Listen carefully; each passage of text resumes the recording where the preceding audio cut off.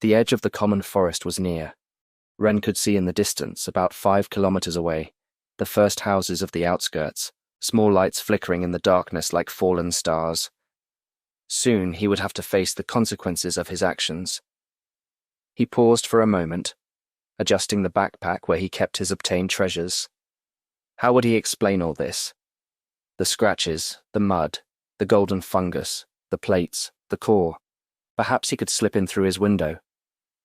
A movement in the darkness made him freeze. For a moment he thought they were frogs expelled from their territory. Dangerous, as so hungry and lacking mana they would act differently than normal. But 2 silhouettes moved near the forest's edge, one carrying a dim lamp. Even at this distance he recognized the way they moved, not monsters, but his parents. His father led the way, hoe in one hand and his mature plant ready for combat. His mother followed close behind, her own vines subtly spreading across the ground, prepared for defense. Of course, it would have obviously revealed his path and pointed the exact way he'd gone. The map. As soon as they realized Ren wasn't in his room, his father would have noticed the map's absence immediately. How many times had he seen Ren studying it, asking details about that desperate adventure in search of medicine? It was obvious where a child who had just received the weakest spore would look for hope. Ren watched them move in the darkness.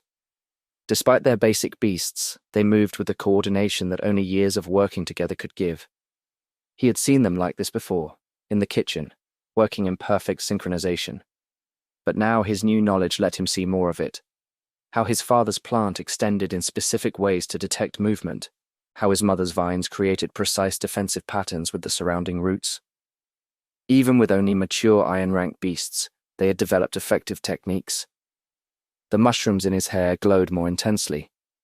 He was tired, covered in mud and grey spores, but alive, and now he would have to face what was coming. He had no choice. He took a step toward the light. Just one. The yellowish glow of the mushrooms in his hair betrayed him. There, his father whispered. A frog so close to the prairie could have attacked Ren. The vines moved with surprising speed, and Ren felt the familiar grip of his mother's plants wrapping around him. For a moment, he considered explaining how mature iron-rank vines had a growth pattern that— "Ren!" His mother's cry cut through his thoughts. The vines loosened instantly. Ren prepared for the worst. He now knew the biology of dozens of beasts, understood the most complex behavioral patterns, but had no idea how to handle what was coming. The punishment would be severe, he knew. He had stolen his father's precious map, had run away in the middle of the night, had. His mother reached him first, practically knocking him over with the force of her embrace. His father arrived a second later, enveloping them both in his arms. They were crying? "My child," his mother sobbed, squeezing him so tight he could barely breathe. "My little one." "We thought—" His father couldn't finish the sentence, his voice breaking. Ren stood rigid, waiting. At any moment the shouting would begin, the scolding, the punishment he deserved for being so reckless. He knew he deserved it. He had acted without thinking. Had. "I'm so sorry," his mother whispered through tears. "If we had chosen to get you a better egg instead of a better school, even if you couldn't cultivate it properly. We shouldn't have risked your future like this," his father added, his voice trembling. "We shouldn't have believed you would get the same plants as us with such certainty. When I got sick, we should have." Ren blinked, confused. Were they blaming themselves? But he tried to explain. I was the one who ran away, who stole the map, who— His father hugged him tighter. "We drove you to this, with our expectations, with our— No," Ren pulled back enough to look at them. "You sold everything for me, even the house, worked so hard to get me a place in the best school, to get me an egg, any egg, and I—" Tears began falling down his cheeks, mixing with the mud and remaining grey spores. "I just wanted," his voice broke, "wanted you to be proud. We always have been," his mother whispered, gently cleaning his dirty face. "Always." There was no shouting that night, no punishments or severe scolding, just 3 people embracing under the light of the 12 moons, crying together while the mushrooms in Ren's hair glowed softly, like fallen stars. And for the first time since the invocation ceremony, Ren understood something that no knowledge about beasts could have taught him. His parents' love was stronger than any disappointment, deeper than any failure. It was unconditional. The walk back across the prairies was silent, interrupted only by his mother's small, contained sobs as she held his hand, as if afraid he might disappear if she let go. At home, the feast they had prepared to celebrate his invocation was still on the table, now cold. His mother immediately began reheating it. "It's not necessary," Ren began, but she was already in the kitchen. "You must be hungry," she insisted, wiping away tears while she worked. "You've been outside in the night so long."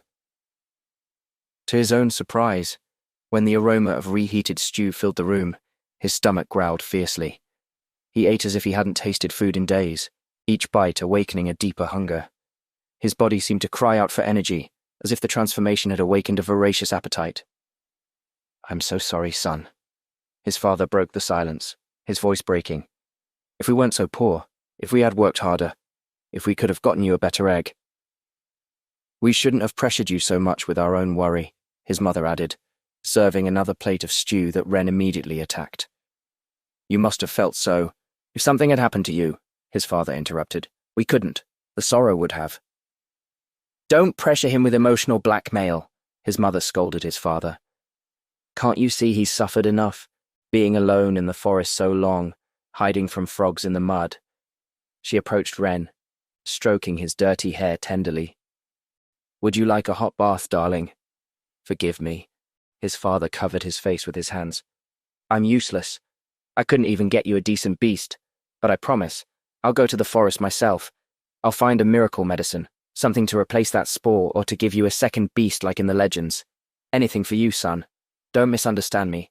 I love you even if you only have that fungus, but for you No. The vehemence in Ren's voice surprised everyone, even himself. He stood from the table, fresh tears in his eyes. "Please don't say that. Don't apologize. I was foolish." His voice trembled but was full of conviction. "This fungus, your gift, is the best gift in the world. I was stupid not to see it before."